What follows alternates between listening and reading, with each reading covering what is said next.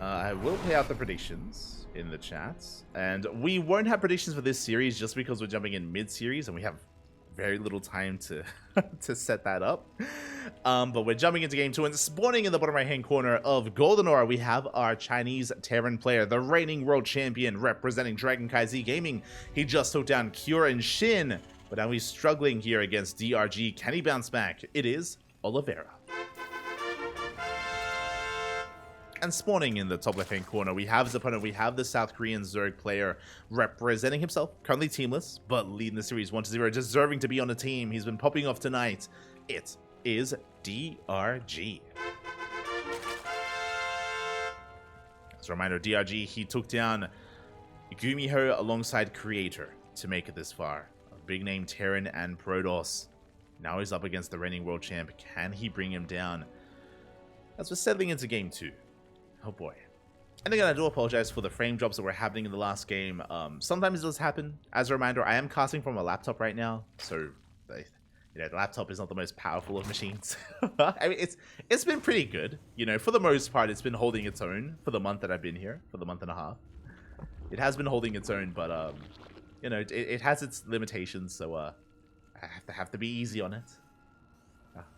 I'm petting the laptop right now. It's okay, Bobby. It's okay. You're doing well. Just consoling the laptop. But here we go. We're settling on in, and it is going to be a Rax expand here from Oliveira. Again, winding it back to that last series as well, briefly going over it, like, I did love how adaptive Hero was when it came to his opener, how fluid he was to be able to punish the greed of his opponent.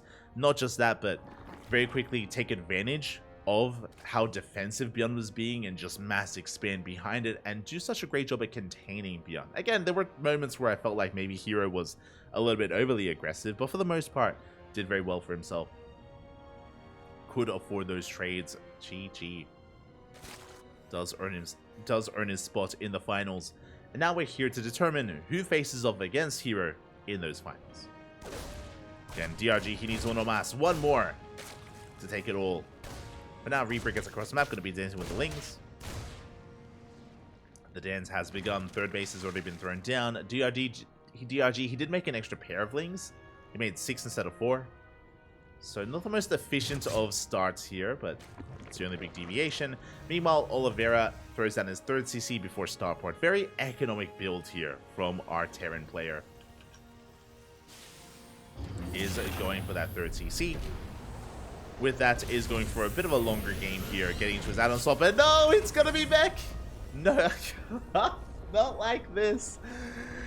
Oh my god, we've seen Bjorn embrace Mech recently. If you were here last week in ESL Open Cup Asia, then you would have seen Bjorn do nothing but Mech against Solar in the finals of last week's ESL Open Cup Asia.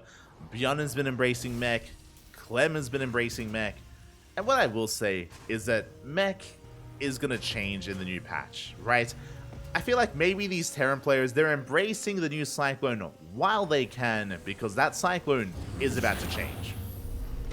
For those that are unfamiliar, there is a patch that was announced and details have been released, and the patch is still in the PTR. There's still changes that can be made to the patch, but it is going to be addressing certain things. One of those things is the new Cyclone, and it is going to be a big change to the Cyclone as well. And we spoke about this during our podcast. We had a podcast last week talking and going over the patch. The podcast, aka the Pondcast, if you will, myself and Yaku. And we did discuss the changes to the Cyclone, and it's really weird because we read the developer notes on the change, and it was specifically talking about TVP and TVT, the Cyclone, but we were talking about it, and it's like, the change to the Cyclone, it is going to impact TvZ quite a bit, actually, which wasn't mentioned in the dev notes, which was weird. But this battle mech and this mass Cyclone style that's been popping up is going to be negatively affected by the patch. The biggest reason, or the biggest thing that's going to be impacting this in the new patch, is that they're changing the cooldown. Right now, there is 0 cooldown to the lock-on. A Cyclone can lock onto a unit, the lock-on can be broken, and then the Cyclone can instantly re-lock on currently in the current patch, which is why kiting with the Cyclone is brutal. And like you can easily kite against Lings, Hydras, Roaches. Like these Cyclones are so efficient. With the new patch, if it goes through, they're changing that from a 0-second cooldown to a 3-second cooldown, which doesn't sound like a lot. It's like 3 seconds, but again, that change from what it is now is huge, because now breaking a lock-on actually means something. Now you can break the lock-on, and it actually does impact the flow of the game state, the flow of the fight. It does give the Zerg player or any kind of opposing player a little bit more breathing room, and it allows them to micro against the Cyclone and have more counterplay, which is how things used to be, really. So yeah, it's gonna be pretty big. Meanwhile, Oliveira, again, he's throwing down 3 more factories, is committing to mech. Committing to the mass Cyclone, Bobby, let's go. As we pick up a queen already, first queen goes down. It looks like we get a second queen, and we might just snowball from here. We get 2, now 3 queens fall. The queens are falling one after the other, and we are holding. The Roaches have arrived just in time, but the loss of those queens, that does impact the production here, the macro of DRG. As he's down to 4. It is going to slow down his creep. It is going to impact his injections. So they do have to be replaced. As Oliveira, he keeps the pressure up, keeps the pressure on. Additional Cyclones being produced. Now, this mass Cyclone style will eventually transition into tanks, but it takes a while for that to happen. For now, we're okay just massing Hellion Cyclone. Again, it can trade very efficiently here, and so far it has done a great job. Now, the scary thing they have to be careful of is surrounds. Like, if Oliveira goes too far into creep, then DRG can bait a surround and collapse on this army. That's the downside. But there's barely any creep. That's the problem right now. Because the queens just died, there's barely any creep to work with. And kiting off of creep, oh god, not like this. We do pick off a Cyclone. At the same time, a big link counterattack, we get 5 SCVs, good damage dealt. DRG does deal a blow to the economy of Oliveira. And he does force Oliveira to back off. So DRG buys a bit of breathing room. Do we have any active tumor? We have 1. We have 1 active tumor. The Spire was thrown down. We're going into mutas. Interesting. I've yet to really see mutas work in this game state. I'm curious if it will here. The reason why, the new Cyclone, fun fact, does actually trade quite well against mutas. Does trade quite well because of the higher attack rate that it has. It can pop off, so mutas have to try to avoid these Cyclones as best they can. Here we go. Muta's going to be harassing towards the left-hand side. Roaches towards the right. Oliveira being kept busy. Does spot the Roach army. Back at home, we only have a handful of Cyclones. We're getting into tank production. So mutas, they can pop off. They can get damage done. No turrets, no scouting. Oliveira, he doesn't know. Doesn't know that mutas are about to lay siege upon his third. At the same time, Roach is pushing towards that forward base. Yeah, they're distracting Oliveira. And as Oliveira's distracted, here we go, the mutas, they dive in. They dive into the third base. Oliveira out of position. 8 SCVs go down. Did I say 8? I meant to say 10. 10, 11, 12 workers going to be falling here. The Cyclone's having a hard time keeping up. Again, mutas, they cannot fight this head on, but they do a great job just kiting back. Falling back here into the main base. 14 SCVs. That's an entire mineral line. We do catch the mutas. Yeah, you can see how quickly these mutas fall. But they dealt the damage they were looking for. 14 kills. And we're not making any more mutas. Again, as I mentioned, going mass muta against mech nowadays isn't really viable anymore. You only make mutas to harass at least a little bit. We've dealt the damage, and now we're going into Roach Hydra. Roach Hydra is going to be the composition instead for DRG.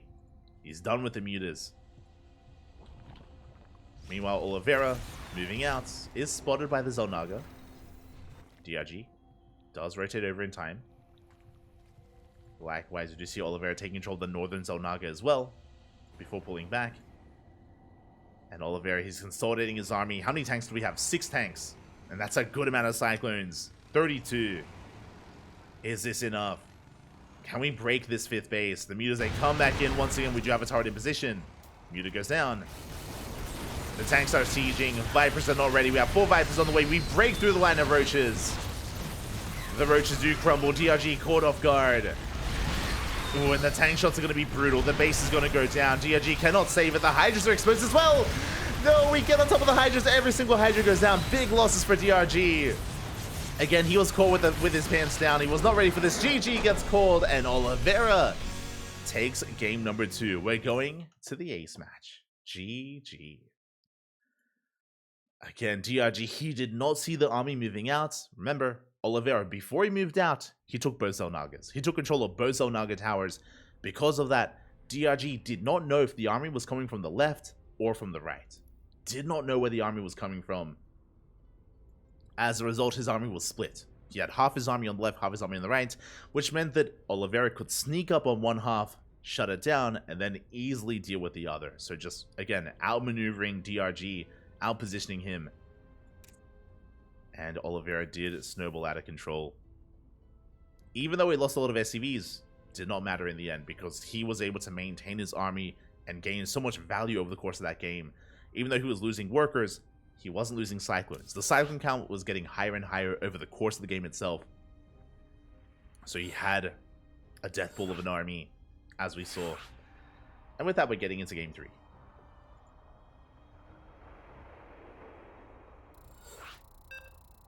Oh, I see Kalassi in the chat. Did someone say Cyclown? Oh, let's go.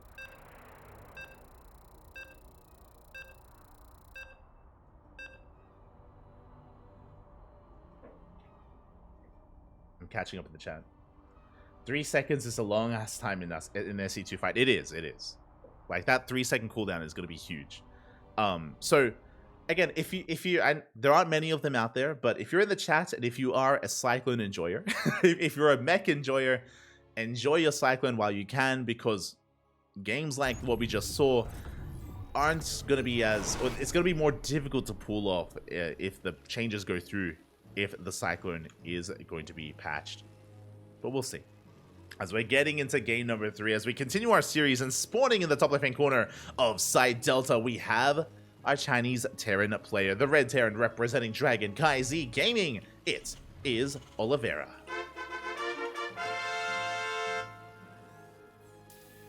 And spawning in the bottom right-hand corner, we have his opponent. We have the South Korean Zerg player, the Blue Zerg, representing himself, being forced into the ace match. Oh boy, and can he avoid the mech here in game 3? Can he bounce back? It is DRG.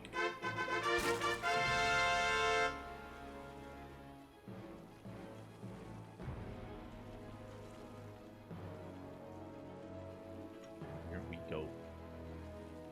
Brute force and numbers. Exactly. So I'm just catching up with the chat. Oh yes, I do know that the EU and NA Last Chance qualifier is currently ongoing. If there's a clean feed, we will cast it after this. I am more than willing to catch up on some Stars War 11 qualifiers after ESL Asia, but we're focusing on ESL Asia because we're the only English stream for this, and you know, I would not want to hop on over into another tournament. We're focusing on ESL Asia, and then maybe we'll be able to cast some Stars War 11 after.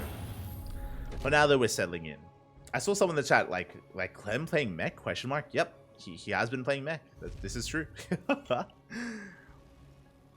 Now what I should say, when I say that, you know, Björn, Maru, Clem, all these Oliveira, they've all been embracing mech, I'm not saying that they only play mech, but I'm saying that they whip it out like once in a series. You know, once in a best of, they will whip out mech against Zerg, and they use it to great effect. I say once in a series. Last week, Björn did it every single game against Oliveira in the best of 5 finals, so he really embraced it. And I don't know what happened in game 1 between Oliveira and DRG. So I don't know if Oliveira has also been playing nothing but mech, or if he's still sprinkling in some bio as well. We'll see. We'll find out. We will find out. As Battle Mech or Mass Cyclone can be very devastating on Golden Ore because of the short rush distance. Rush distance by ground is much longer on Side Delta, so not so certain it's as effective, as we are going for a 3rd CC before Starport. Once again, an economic opener. The same economic opener that Oliveira went for in game number 2. So far, same build.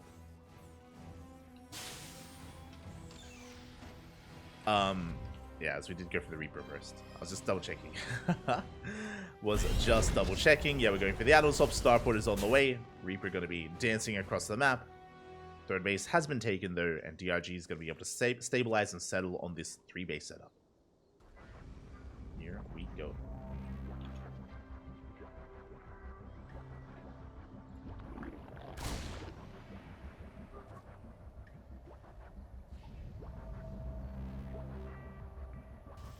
Here we go. As for now, we're getting into a 1-1-1 follow-up. Already, this is looking more biocentric. If you remember, we threw down the factory before the starport in the last game, so a very different build here out of Oliveira. Thankfully, getting into what looks to be an add-on swap into Banshee play. 3cc Banshee, standard play here out of Oliveira. Now, this can still go into another factory and into mech, but this can also lead into bio. So my hopes are still up. My hopes are still up. They're still high here. For some man with gun. Gibbs, Bobby Gibbs. As we do see DRG just happily joining up, making his queens, stabilizing here on 3 bases, and ready to receive what comes next. Does have an overlord across the map to scout. He does spot the Hellion, so he's aware of the 1-1-1, or a 1-1-1 variation. As the Hellion's going to be testing the waters, and it is going to be mech. No! Second factory's on the way. We're going for the Cyclowns once again. Let's go, Bobby. Let's go. We have a second factory. It is going to be Mass Cyclone once again. Now, I still stand by that this opener could have led into bio, and it is a deviation from game number 2. We're going for a Raven, not Banshee. Oh, sorry, it was a Banshee first, but into a Raven. We reveal the Banshee as well, so DRG, he's being fed a bit of false information right now. Does look like a standard build, and DRG, he doesn't know what is coming next. He's in the dark. And DRG is getting to 1-1. This is dangerous. 1-1 upgrades. Carapace is almost useless. It's basically useless against mech. We do need a Roach Roar and do need melee range upgrades instead. But again, DRG doesn't know yet. He still has yet to piece it together. As we're moving up with Hellions, and again, this Hellion number, this Hellion count isn't a tell either. Neither is the Raven.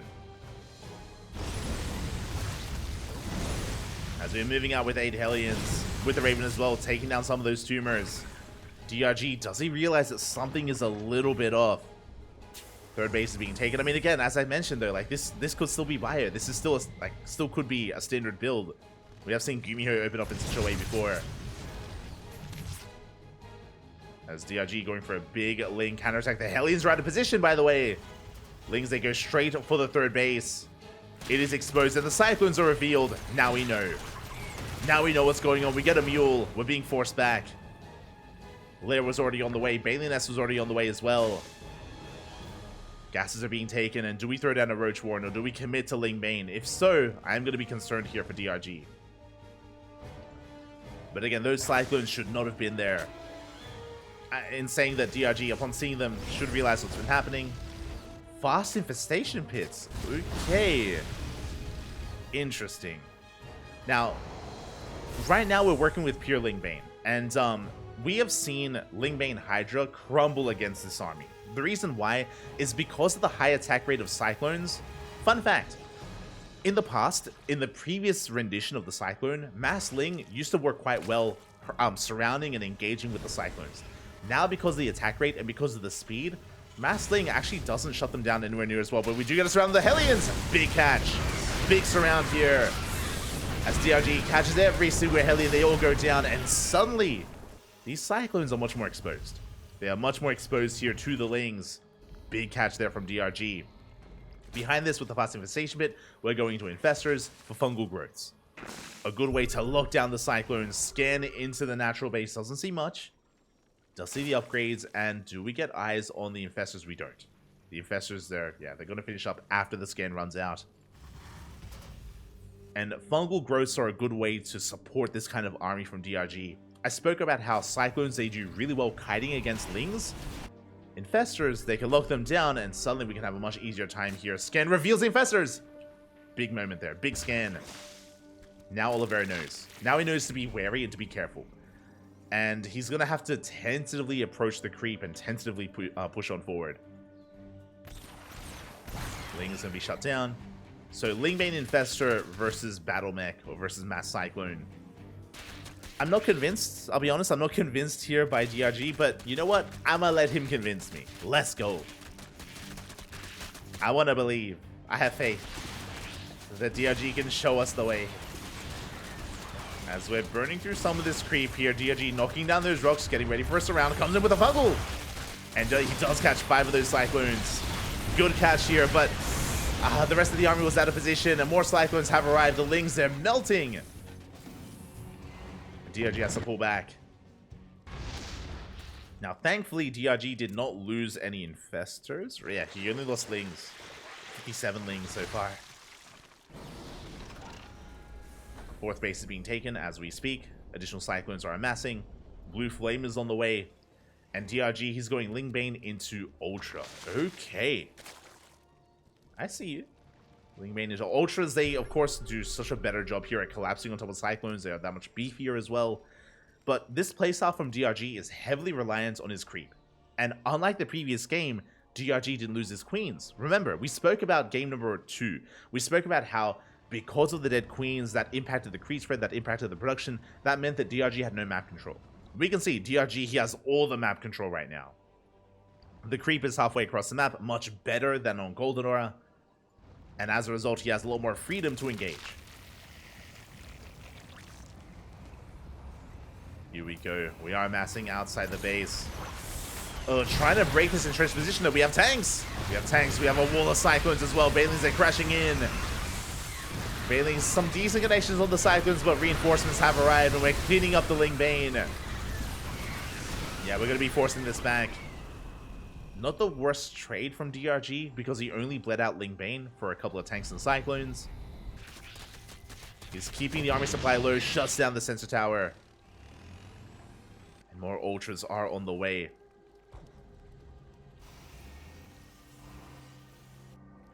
And here we go, we are getting into those ultras. We need a little bit of time to actually get these upgrades to finish up. Without these upgrades, I do think that the ultras are vulnerable. So we need 3-3, we need kindness plating. Ultra speed. I think I said overlord, but ultras are vulnerable. We do need ultra speed. Meanwhile, Oliveira, he's turtling up. We can see him. Sensor towers, missile turrets, a wall of tanks, Sim City. This is deviating into less mass cyclone and more turtle mech. We are transitioning to more turtle mech style. We're turtling up, we're hunkering down. Neo Steel frames, yeah, I mean, that's the upgrade right there. Neo Steel frames on the way. That's gonna make just everything a little bit beefier when it comes to the planetaries, the static defense.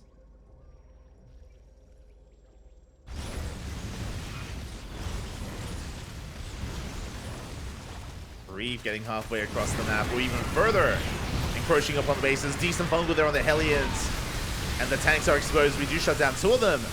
Ooh, only 1. Yeah, we do punish this. Fungal once again braces the army, but there's not a lot here for the Zerg. There's not a lot of Lingbane to support him. We're going to throw away these ultras. This is a brutal trade for DRG. Every single ultra goes down. That was an expensive trade there for the Zerg. I'm not convinced there. That was 5 ultras going down. Did we lose all the infestors? We have 1. We have 1 infestor left. No fungals, by the way. Oliveira going for a counterattack, but DRG is rematching with Lings. He has 60 Lings on the way. Oliveira, he has to back up. We have to calm things down. Ling run by comes in. We get a tank. Nice pickup. Tank does go down.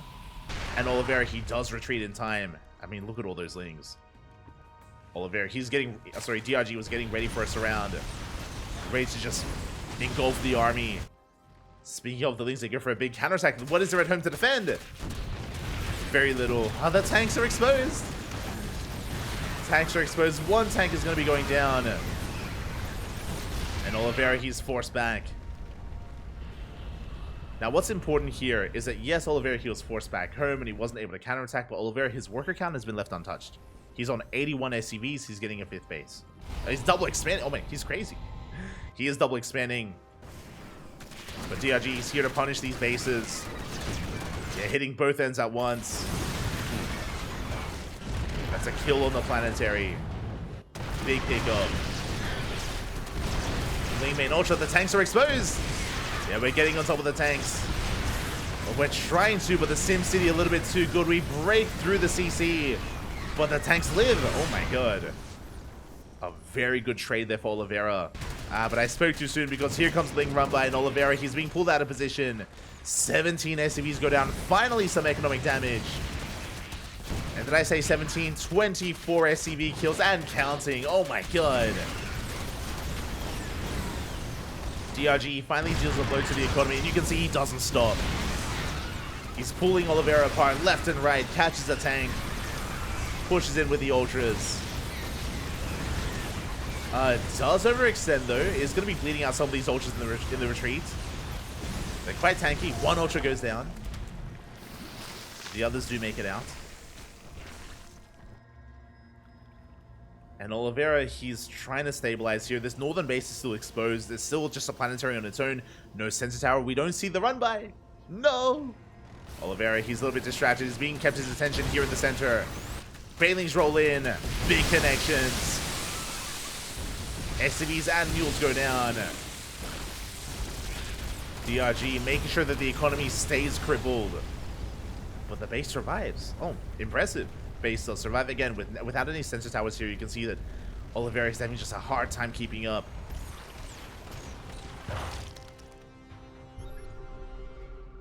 What I will say though is that Oliveira, he might just opt to go for a super maxed army. He may keep his SCV count low and just build up a higher cyclone and tank count.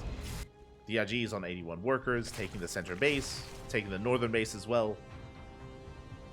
And you can see he's poised and ready for another run by towards the north and the south. He's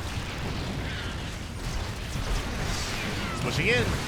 And the wall has been broken. This time we get on top of the tanks. 3 tanks go down. Head for the mineral line as well. That is a lot of cyclones though. Not the best kiting from Oliveira, bleeding out a lot of cyclones. Mainly they're rolling in. Take down the southern planetary. We take down the northern planetary as well. The 4th and the 5th base go down.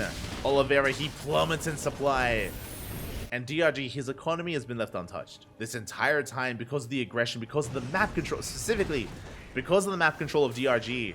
He's been able to just knock down these bases time and time again. And now Oliveira's all in. At this point, he is all in, pushing deep onto creep. We have Vipers. We have Blinding Clouds. The tanks are... they're bunched up.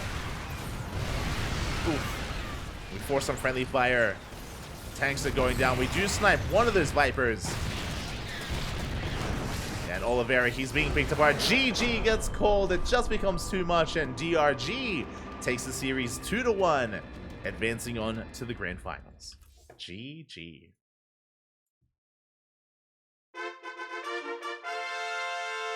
GG, well played. Congratulations here to DRG as he takes down Oliveira here, having a much stronger early to mid game, able to maintain his queens, able to maintain his creep, and hold on to that map control. And you could see that Oliveira, he barely had any presence on the map. His sensor towers were knocked down time and time again. We should have seen them being rebuilt. We didn't though. They weren't rebuilt because of that. Oliveira, he was reacting to the harassment instead of being proactive and being able to split up his army and be in position in time. He was just one step behind. When it came to the harassment, Oliveira was one step behind. He was always late to the party, and DRG was able to take full advantage of Oliveira there, pulling him apart. GG. Well played. Well played. We have our finals. It is going to be a Zerg versus Protoss with Hero versus DRG. Let's go. And I need a bit of time to set that up. Give me un momento, por favor.